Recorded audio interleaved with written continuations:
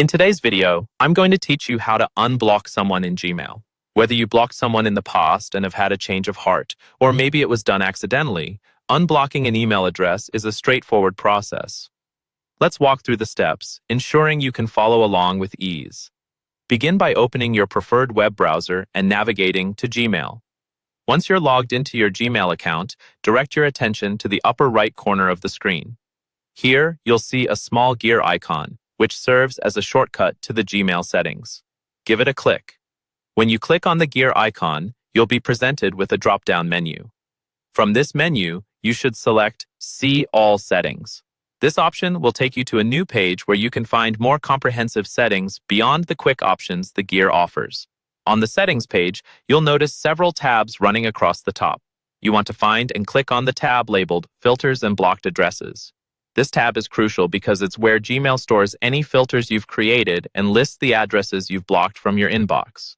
Once you're on the Filters and Blocked Addresses tab, scroll through the list of blocked addresses. Here's where you'll see all the email addresses you've previously blocked. Find the specific email address that you want to unblock. Next to this email address, you should see an Unblock link. Go ahead and click that link. When you click Unblock, Gmail will prompt a confirmation pop-up to make sure you're certain about this decision. This is just a simple step to avoid any accidental unblocking. In the pop-up box, click on Unblock once more to finalize your decision. And that's it. After confirming, the email address will be removed from your blocked list, and emails from this address will start appearing in your inbox again. It's really that straightforward. A few tips to keep in mind. If you can't find a particular email address on the blocked list, double-check to see if it's under a different name or email alias, as sometimes people use multiple emails. Additionally, if you're having trouble locating the settings, ensure your Gmail interface is fully loaded and not experiencing any connectivity issues.